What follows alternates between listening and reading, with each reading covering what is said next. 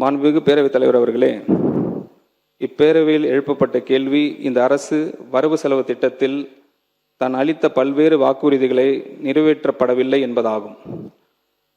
மாண்புமிகு பேரவைத் தலைவர் அவர்களே, இந்த அரசு அளித்த அனைத்து வாக்குறுதிகளையும் நிறைவேற்றும் என்ற நம்பிக்கை இந்த சபைக்கும் பொதுமக்களுக்கும் நான் மீண்டும் அளிக்க விரும்புகிறேன்.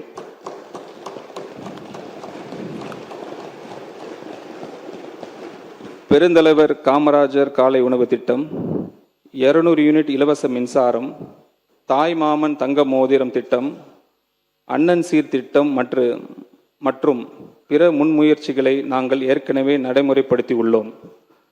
நமது அரசு எப்படிப்பட்ட ஒரு நிதி சிக்கலில் ஆட்சி பொறுப்பை ஏற்றுள்ளது என்பது அனைவருக்கும் தெரியும். வருவாய் திரட்டல் மற்றும் செலவினை மேலாண்மை தொடர்பாக உயர்மட்ட குழுக்களை அமைப்பதற்காக அரசு அறிவித்துள்ளது. இந்த முயற்சிகள் மிக விரைவில் பலனளித்து அரசுக்கு தேவையான நிதி ஆதாரங்களை வழங்கும். இந்த நிதி ஆதாரங்கள் கிடைக்கப் பெற்றவுடன் அனைத்து வாக்குறுதிகளும் நிறைவேற்றப்படும். மாண்புமிகு பேரவைத் தலைவர் அவர்களே, கடந்த கால ஆட்சியில் அறிவிக்கப்பட்ட ஒரு திட்டத்தை அதனை செயல்படுத்திய விவரத்தையும் நான் இங்கு நினைவுபடுத்த விரும்புகிறேன். திட்டம் மகளிர் உரிமை தொகை. வாக்குறுதி அளிக்கப்பட்டது 2021ஆம் ஆண்டு சட்டப்பேரவை தேர்தல் அறிக்கையில். அரசு பதவியேற்றது மே 2021. முதல் நிதிநிலை அறிக்கை அவங்க சப்மிட் பண்ணது ஆகஸ்ட் 2021. திட்டத்துக்கு ஒதுக்கீடு எதுவும் செய்யலை. திட்டம் தொடங்கப்பட்டது 15/9/2023. அதாவது சுமார் 28 மாதங்கள் கழித்தே அந்த திட்டத்தை அறிமுகப்படுத்துகிறாங்க. அளிக்கப்பட்ட விளக்கம், அப்போதைய முதலமைச்சர் அவர்கள் பொதுவெளியில் தெரிவித்தது, ஆட்சிக்கு வந்தவுடனே இத்திட்டத்தை செயல்படுத்தியிருப்போம், ஆனால் அப்போது மாநிலத்தின் நிதிநிலை நன்றாக இல்லை என்றார்.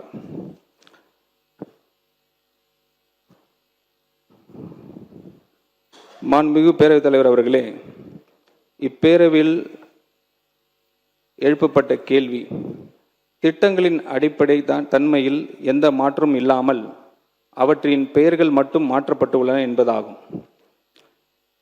இந்த அரசு முந்தைய அரசுகளின் எந்த திட்டத்தையும் வெறுமன நகல் எடுக்கவில்லை. மாறாக திட்டங்களையும் அவற்றின் பலன்களையும் மேம்படுத்த திடமான முயற்சிகளை மேற்கொண்டுள்ளது. உதாரணமாக, வெற்றி வீடு திட்டத்தின் கீழ் முந்தைய அரசு வழங்கிய 3.1 லட்சம் ரூபாயிலிருந்து வீடு ஒன்றுக்கான அலகு தொகை 5 லட்சம் ரூபாயாக உயர்த்தப்பட்டுள்ளது.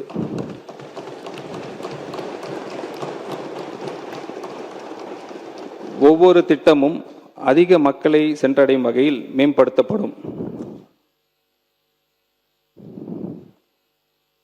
மாண்புமிகு பேரவைத் தலைவர் அவர்களே, இப்பேரவையில் எழுப்பப்பட்ட கேள்வி மூலதன செலவினம் தொடர்பானது.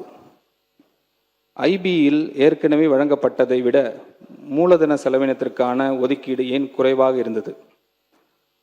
முந்தைய அரசு மூலதன செலவினத்தின் நியூமெரிக்கல் வேல்யூஸ் மட்டுமே பார்த்தது.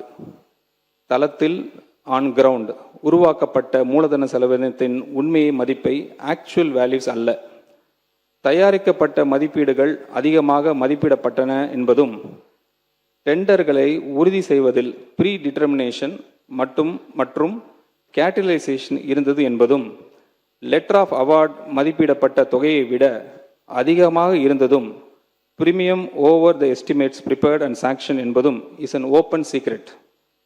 முந்தைய அரசு டெண்டர் வழங்குவதில் செய்த முறைகேடுகளை ஒவ்வொன்றாக நாங்கள் ஆராய தொடங்கியுள்ளோம்.